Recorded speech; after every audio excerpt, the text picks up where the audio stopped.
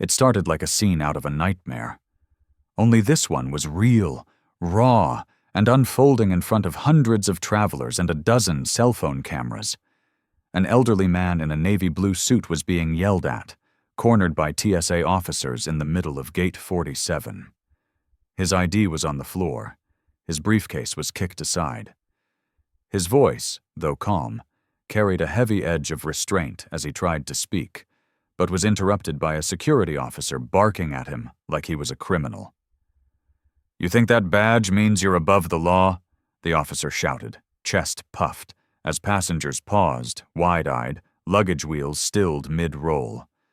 The man, disoriented but composed, reached out with one hand, palm up in peace, the other trying to retrieve his ID. "Sir, I'm just trying to make my flight," he said, his tone measured, not fearful. But what came next changed everything. "You're not going anywhere," the officer snapped, pushing the man toward a wall. "We're doing a full-body search. Strip if you have nothing to hide." The words hung in the air like smoke after a gunshot. Gasps rippled through the crowd. Someone whispered, "Wait, is that John Kennedy? The senator?" But it was too late. The scene had already turned brutal. The cameras were now pointed, rolling. The elderly man was, in fact, Senator John Kennedy of Louisiana. But in that moment, no one cared. No one stepped in. No one dared. He wasn't a lawmaker. He wasn't a national voice. He was just another man being humiliated at the hands of unchecked authority. The TSA agent didn't just question his ID. He grabbed it, held it up like it was a prop, and scoffed. "What is this, a souvenir from D.C.? Anyone can print these." Kennedy, ever composed, locked eyes with the man and said nothing. It was not weakness. It was calculation. He'd seen power misused before, but never this close, never this personal. Behind them, a little boy clutched his mother's hand, watching in confusion. "Mom, why are they hurting the man from TV?" he asked. She couldn't answer. She didn't need to. Everyone knew what they were witnessing, and yet no one was prepared for what would happen next. Just as the TSA agent prepared to radio in for backup, claiming a non-compliant passenger with suspicious documents, a silent ripple passed through the crowd. People stepped aside, turning instinctively. A man in a black t-shirt and jeans, holding a small carry-on, walked forward. No entourage, no cameras, just presence. Elon Musk. He had just stepped off a private flight. The noise, the tension, the chaos. He took it all in within seconds. His eyes narrowed, scanning the scene, then locked onto the senator, then the officer, then the fallen ID on the floor. "Is this a joke?" Musk said, not loudly, but with a tone that sliced through the tension like a blade. The TSA agent stiffened. "Sir, please step back. This is a security operation." Elon took one more step forward, raised a single eyebrow, and replied, "That man is Senator John Kennedy." "I know him. And I just watched you make the biggest mistake of your career." Everything stopped. The TSA officer blinked. The passengers froze. A teenager holding up her phone gasped and whispered, "Oh my God, it's Elon. He just said it. He said his name." Another TSA officer to the side lowered his walkie, looking panicked. Elon turned to the crowd and said clearly, "If anyone recorded what just happened, post it. The world needs to see this." And right then, pause. If you're still watching, if this moment made your heart race, hit like and drop a comment with the number 9. That single voice of truth, that unexpected twist, that power reversal, it's about to get even more unbelievable. Because what happened next would not only go viral, it would spark a national storm, bring careers to their knees, and remind the entire country that even in a world of systems and protocols, sometimes the only thing more powerful than a badge is a camera, a crowd, and a single person who refuses to stay silent. 17 minutes earlier, everything was calm. Senator John Kennedy had arrived at the airport early, dressed simply in a worn navy suit, tie slightly loosened, suitcase in hand. He had just finished speaking at a literacy event for children in a small Louisiana town and was heading back to D.C. for meetings. He wasn't traveling private. He never did unless required. "I like to sit with the people I represent," he often said. That morning, as he passed through the TSA checkpoint, nothing seemed out of place, until he reached Agent Nolan Brewer. Young, sharp-edged, with mirrored sunglasses perched unnecessarily atop his crew cut, Brewer watched Kennedy's approach with something more than routine interest. It wasn't recognition, it was ego, boredom, hunger for control, the kind that festers when no one's watching.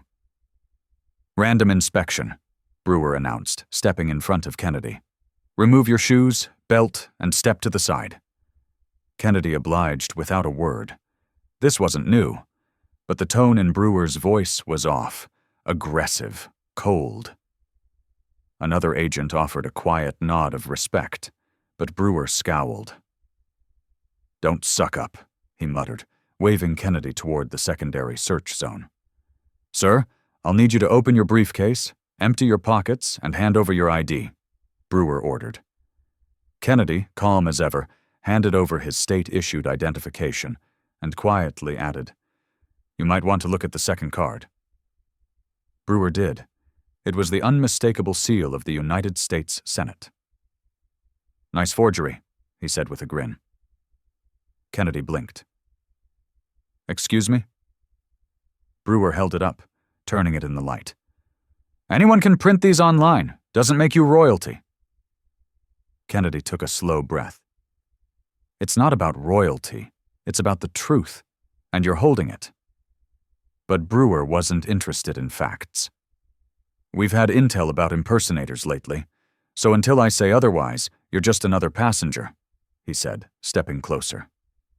Kennedy raised an eyebrow. "Then I suggest you say otherwise soon." Brewer's voice dropped. "Or what, old man? You'll make a speech?" He stepped back and barked over his shoulder. "Cavity search authorization. I've got a subject matching the profile." The words were so absurd, they stunned the agents nearby. A supervisor turned, confused. "Nolan, who?" But Brewer raised his hand. "I've got this." In less than 30 seconds, Kennedy was being publicly accused of impersonating a government official, flagged for aggressive posture, and labeled non-compliant. He hadn't raised his voice once. His only crime was not bowing to Brewer's authority trip. "Sir, if you don't cooperate fully, we'll have no choice but to detain you under Title 49, Brewer snapped. Kennedy, standing still, voice low, replied, "You're about to violate a lot more than TSA protocol." A few travelers started to gather nearby, curious. Some recognized the senator. One woman murmured, "Isn't that John Kennedy?" Another passenger raised her phone, but hesitated, until Brewer yelled, "No filming! Put it away!" The command backfired. 3 more phones came out, and then came the moment no one saw coming. A young TSA agent, fresh out of training, leaned toward Brewer and whispered, "I think he's really a senator." Brewer turned to him with venom. "I don't care if he's the Pope. This is my line."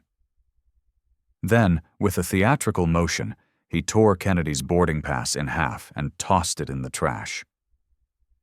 "Guess you're not flying today." Kennedy's jaw tightened, not in fear, but in disbelief. Not for himself, for the uniform this man was wearing. That's when the dominoes began to fall. A little girl nearby tugged on her mother's hand. "Mom, I saw him on TV. He was helping people like Grandpa." Her voice was loud enough to cut through the tension. People looked at her, then back at Kennedy. One man whispered, "Wait, he's that senator from Louisiana, the one who refused private security." The phones rose again. The energy shifted. A quiet alarm rippled through the crowd, like the moment before a wave breaks. and in the background, unnoticed for now, a young flight attendant watched, her eyes wide. She took a step back, pulled out her phone, and typed one message. "He's here. Something bad's happening. You need to come now." She hit send. The name on the screen, Elon Musk. And at that very moment, across the tarmac, a private jet touched down. The wheels screeched, the engines hissed, and the door began to open. In less than 3 minutes, the atmosphere at Gate 47 would shift from humiliation to history in the making. But for now, John Kennedy stood alone, accused, disrespected, and moments away from a public scene no one would ever forget. The moment the private jet's door hissed open, the air inside the terminal seemed to shift. No one knew who had just landed yet. No announcements, no red carpet, no entourage. But the energy changed. At Gate 47, tension was thick as concrete. Senator John Kennedy remained composed, but the humiliation clung to him like smoke. His ID was still on the floor. His boarding pass lay shredded in a nearby trash bin. The TSA agent, Nolan Brewer, now had both hands on his hips, posture inflated by arrogance, his sunglasses now pushed down over his eyes like he was starring in his own power fantasy. Kennedy stood firm, his voice low but unwavering. "I've complied with every order, Agent. I've shown you who I am. What you're doing now isn't security. It's personal." Brewer smirked. "You don't get to tell me what this is. This is my checkpoint, and I say when it ends." His voice carried, echoing against the windows. Several passengers gasped, phones still raised. One teenage girl whispered, "This is going to blow up on TikTok." But no one had any idea how big this was about to get. And then came the voice. Calm, cutting, unmistakable. "That's Senator John Kennedy?" Every head turned. Elon Musk stood just outside the security zone, hands in his pockets, expression unreadable. He had seen enough. The flight attendant had messaged him only minutes earlier, attaching a shaky clip of Kennedy being berated, and Elon had watched it in silence as his jet taxied. Now he stepped into the chaos like a storm walking on 2 legs. Brewer blinked rapidly, caught between disbelief and sudden panic. "Sir, this is a secure area," he stammered, trying to reclaim control. Elon stepped closer, unfazed. "That man is a sitting U.S. senator. I've met him. I've spoken to him about child health care legislation. You just denied him boarding, shredded his ticket, mocked his ID, and tried to publicly strip search him." On camera, gasps rippled through the crowd. Phones turned toward Elon. Even some TSA agents stood frozen, unsure whether to intervene or vanish. Brewer's face darkened. "I don't care if he's Santa Claus," he snapped. "He didn't follow orders." Elon's voice dropped half an octave. "Number, he didn't follow your fantasy." The sentence hit harder than a slap. The teenage girl recording whispered, "He's cooking this dude alive," as her phone trembled in her hand. But Elon wasn't finished. He turned to the crowd. "Did anyone else catch this on video?" Hands went up. Phones waved. One woman nodded. "We got all of it, from when he said the ID was fake to when he tore up the ticket." Elon pointed to the nearest one. "Upload it now. Tag me." His voice wasn't loud, but it cut through noise like a blade. People deserve to see what happens when ego replaces integrity. Brewer, visibly sweating now, took a step back. "You can't tell me how to do my job," he growled. "You're not the law." Elon raised an eyebrow. "Number, but your badge isn't a shield from consequences, and those are about to land a lot faster than you think." Just then, another TSA supervisor approached, clearly panicked. "Mr. Musk, Senator Kennedy, please, let's move this somewhere private." But the moment was no longer private. It had gone public the second Nolan Brewer decided to make an example out of a man who had done nothing wrong. And just when it felt like things couldn't get more out of control, they did. Twist. A middle-aged woman stepped forward from the crowd, holding her own phone. Her voice shook, not with fear, but fury. "That's my father," she said. "Senator Kennedy helped pass the law that paid for his chemotherapy. He gave us time we never thought we'd have, and you treated him like he was trash." Her voice cracked. "You should be ashamed." The silence that followed was crushing. Brewer looked like a man unraveling, undone not by power but by truth. He tried to speak, but no words came. Kennedy finally moved. He picked up his ID from the floor, brushed it off, and met Brewer's eyes for the first time in minutes. "Power doesn't come from a uniform," he said. "It comes from the way you treat people when you think no one's watching." The crowd exhaled together, like a held breath released after too long. Right then, another twist. A young journalist live-streaming from the back of the crowd announced, "This has already hit 3 million views. It's trending under number TSA shame and number respect Kennedy." Elon glanced over, nodded once, then said the words that would be quoted on headlines nationwide. "This is what happens when people stop being afraid and start holding others accountable." The moment froze in time. The crowd, the cameras, the shame, the silence. No one moved except Brewer, who now looked like a ghost in a uniform, visibly shaking, his career crumbling with every passing second. And yet, the real story had just begun. The silence at Gate 47 was unlike anything the airport had ever experienced. Tense, electrified, almost sacred. The kind of silence that comes not from absence of sound, but from the weight of something bigger unfolding right in front of your eyes. TSA agent Nolan Brewer, the man who only minutes earlier was barking orders and flaunting his badge like a crown, now stood frozen, his posture deflated, his mouth slightly open but no words coming out. All that bravado had evaporated in the spotlight of public shame. The crowd surrounding the scene was still growing. Travelers abandoning their Starbucks cups, airport workers peeking from behind counters, even pilots halting their walk to the gate just to watch. Phones were up in every direction, screens glowing red with record buttons, live streams now feeding directly into the pulse of the internet. But what came next wasn't shouting. It wasn't chaos. It was calm, purposeful, and absolutely devastating. Elon Musk turned to the TSA supervisor who had just arrived on scene and asked in a low voice, "Have you reviewed the security footage yet?" The supervisor, an older man named Haskins, cleared his throat nervously. "We, just started pulling the recording, sir. It's being handled." Elon tilted his head. "Good, because if you don't release that footage, I will." The threat wasn't theatrical. It was clinical. Icy. The kind of tone that tells you this is no longer a negotiation. This is a reckoning. Senator Kennedy remained composed, his back straight, his chin slightly lifted. Not out of pride, but out of quiet dignity.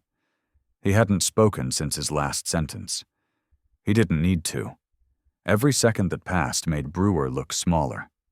And that's when the final cracks began to show. Brewer mumbled, almost inaudibly, "This wasn't supposed to happen." Elon raised a brow. "What was supposed to happen, Agent Brewer? A man gets humiliated, passengers walk past, no one questions it, and you go back to your break room like a hero?" The words landed like punches without ever raising a fist. Then, twist. The TSA supervisor's radio crackled. A voice from the control room came through, clear and chilling. "We've reviewed footage from Checkpoint 3. The senator complied. No aggressive behavior, no raised voice. Protocol breached on multiple counts." The entire crowd heard it. No one needed further proof. Elon turned slowly, eyes locked on Brewer. "Well?" he asked, not for an answer, but for the weight of silence that followed. Brewer's shoulders dropped as if gravity had finally caught up with him. He stammered something about misjudgment and being under pressure, but it was all background noise now. The damage was done. That's when a uniformed airport police officer stepped through the crowd and walked directly toward Brewer. The officer didn't speak at first. He simply looked at Brewer, then at Kennedy, then back at the supervisor. Haskins gave a nod. The officer pulled out a pair of cuffs. "Agent Nolan Brewer," he said firmly, "you are being placed on administrative detention pending federal review for misconduct and violation of passenger rights." The gasp from the crowd was audible. Some clapped. Others stood stunned. Brewer's mouth moved, but his words couldn't outrun the sound of the cuffs clicking behind his back. Brewer's face contorted into disbelief. "This is a mistake," he whispered. "You can't do this. I work here." The officer didn't flinch. "Not anymore." As Brewer was led through the terminal, heads turned, cameras followed, and someone called out, "How's it feel now, Nolan?" He didn't answer. He didn't have to. The shame clung to him like smoke from a fire he'd started and could no longer control. Elon walked back to Kennedy, his expression softening slightly. "I'm sorry you went through that," he said. "It shouldn't have happened. Not to anyone." Kennedy finally spoke again, his voice calm but firm. "It didn't happen because I'm a senator. It happened because someone thought power was a weapon, not a responsibility. I just happened to be the one in the crosshairs today." Elon nodded, thoughtful. "And what do we do now?" Kennedy turned toward the still-filming crowd and said quietly, "We make sure this video means something." And it did. Within hours, the footage from passengers and airport security went viral. Elon's tweet, "Power doesn't protect you, but people can," reached over 30 million views by midnight. TSA issued a public apology by morning. Senator Kennedy was rebooked and offered a formal escort, which he politely declined. He preferred to walk through the terminal the way he always had, on his own 2 feet among the people. But the story wasn't over, because what this moment ignited would become far bigger than one arrest or one headline. It was about something deeper, something everyone watching had felt in their bones, that for far too long, those in uniforms or behind counters had gotten away with disrespect simply because no one stopped them. But today, someone did. And for those still tuned in, if you believe in accountability, in dignity, in standing up even when it's uncomfortable, go ahead and hit that like button and comment the number 9. Because the world needs to know we're watching now. All of us. Together. The video didn't just go viral. It detonated like a cultural bomb. By sunrise the next day, every major news outlet in America was looping the same 53-second clip. TSA agent Nolan Brewer tearing up Senator Kennedy's boarding pass, mocking his ID, and then being handcuffed under the unforgiving glare of terminal lights. The headlines were brutal. "Power trip caught on camera." "Senator humiliated, Elon steps in." "When justice walks into the room." Social media exploded. Hashtags like "Should Respect Kennedy" and "Power Not Privilege" were trending globally. Even late-night hosts paused their usual sarcasm to call out the disturbing arrogance displayed in that airport hallway. The moment had become more than news. It was a mirror, and the whole country was staring into it. TSA scrambled to manage the fallout. Press conferences were hastily arranged. A spokesperson appeared on camera, pale and rehearsed, stating, "The actions taken by Agent Brewer do not reflect the values of the TSA. An internal review is underway." But the public wasn't having it. Not this time. The footage was too raw, too real, too symbolic of something people had felt for years but rarely caught on camera. The small daily humiliations endured at the hands of those who confuse power with permission. Senator Kennedy, meanwhile, didn't return to Washington immediately. Instead, he quietly checked into a modest hotel not far from the airport and spent the next 24 hours reading. Not emails, not statements, letters, thousands of them. Stories flooding into his office and social media accounts. People of every age, background, and state sharing moments when they too had been dismissed, disrespected, or demeaned, at a counter, at a checkpoint, in a courtroom, at a job. Some wrote of parents detained without cause. Others shared heartbreaks over lost time, dignity, or opportunities because someone in authority simply wanted to feel bigger than them. Kennedy read until his eyes burned. Then he made a decision. At 5 p.m. the following evening, without fanfare, Senator Kennedy walked into the main atrium of the airport, the same terminal where everything had unfolded, and stepped up to a makeshift podium someone had set up near a coffee shop. People started gathering almost immediately. Travelers stopped mid-step. A few airport employees stood off to the side, hands folded, unsure what to expect. Kennedy didn't have security flanking him. No press secretary, no staff. Just his suit, his words, and the weight of everything that had happened. He cleared his throat, his voice calm and steady. I want to thank those of you who filmed, those who spoke up, and especially those who didn't walk past. His eyes swept the crowd. But today's not about me. It never was. What happened in that hallway happens every day, to people with no titles, no cameras, and no one to tweet about it. The only difference this time was that someone noticed. He paused. The terminal was silent. I didn't fight back yesterday because I'm a senator. I stood my ground because I'm a person, and so are you. And the moment we forget that, the moment we let uniforms, titles, or platforms define who gets respect and who doesn't, we lose more than dignity. We lose each other. The crowd clapped. Some teared up. A baggage handler at the edge of the crowd nodded quietly.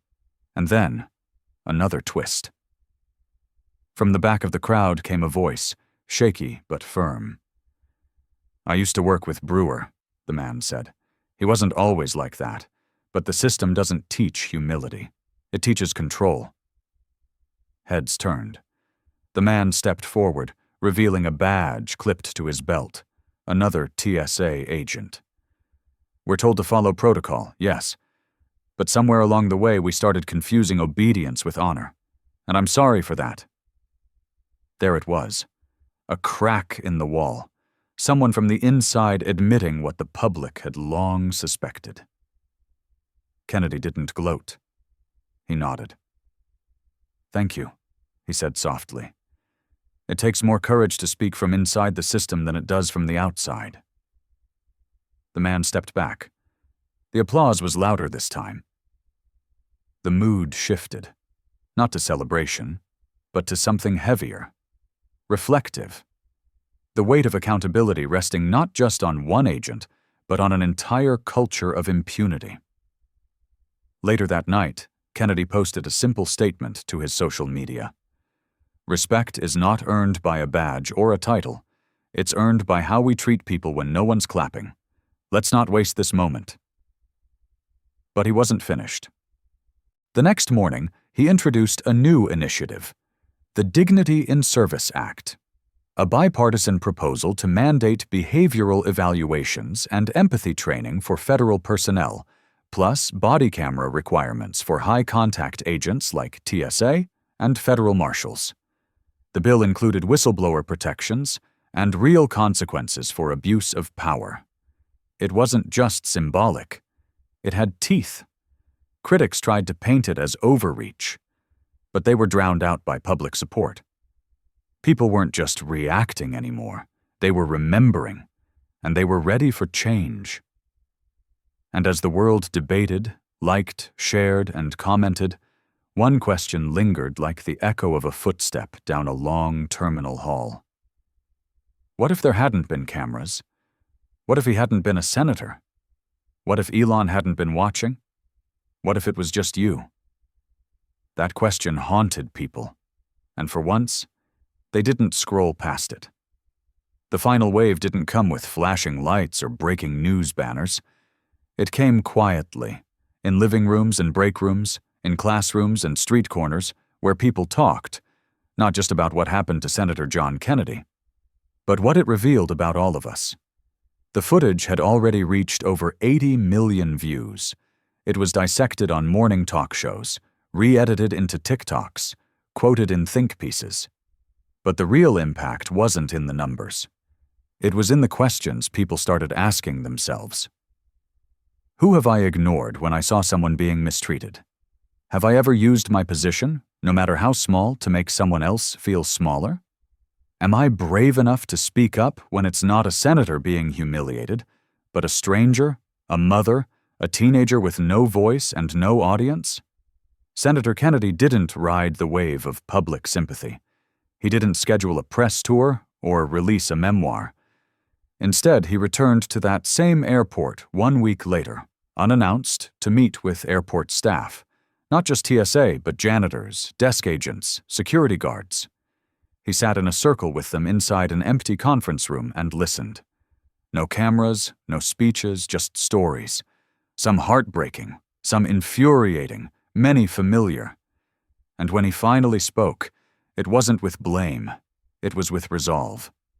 "I don't want another apology," he said. "I want a culture where no one has to apologize in the first place." But beyond the airport, a deeper conversation was catching fire. Parents used the video to teach their kids about standing up for others. Teachers played it in classrooms, asking students to write about what dignity means. Churches and community groups held forums. And in a stunning moment during a national broadcast, a former TSA director publicly called for a top-to-bottom redefinition of authority and humility in public service. For once, the usual cycle of outrage wasn't just burning fast and fading. It was building something. Elon Musk, normally silent after a storm, chose to speak once more. He posted a thread that read, "This wasn't about me. I just happened to be there." The real story is a man who stayed calm under pressure, a woman who raised her phone when it mattered, and a nation that finally said, "Enough." He ended with a quote from Martin Luther King Jr. "The ultimate measure of a man is not where he stands in moments of comfort, but where he stands at times of challenge and controversy." The comment section exploded, not with memes or sarcasm, but with personal stories. Thousands shared moments where they had been silenced, ignored, or looked away when someone else was being mistreated. One woman wrote, "I saw a man get kicked out of a pharmacy once for asking too many questions. I said nothing. I still think about it." Another said, "I used to be Nolan Brewer. I used my job to feel important. I'm not proud of that." Senator Kennedy responded to only one comment. It came from a young man who wrote, "I've always felt invisible. This made me feel seen." Kennedy replied simply, "You've always mattered. We just need to be better at showing it." And that's the heart of the story. Not the viral moment, not the celebrity cameo, not the courtroom fallout that would come later. The real story was about what changed in people. Not everyone, but enough. Enough to ask better questions. Enough to look twice. Enough to remember that respect doesn't cost a dime, but withholding it can cost someone everything. The Dignity in Service Act passed through committee faster than expected. Its success wasn't in the name attached to it. It was in the momentum behind it, fueled not by headlines but by humanity. As for Nolan Brewer, his name faded from the spotlight. No one celebrated his downfall. That wasn't the point. The goal wasn't revenge. It was accountability, consequence, growth. Whether or not he found any of those, no one could say. But the world had moved forward, a little wiser, a little louder, a little kinder. And Senator John Kennedy?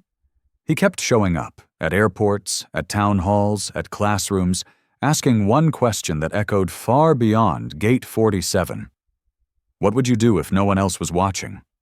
So now I ask you, if this story moved you, if it made you pause, then speak, comment, share. Not just the video, share the idea.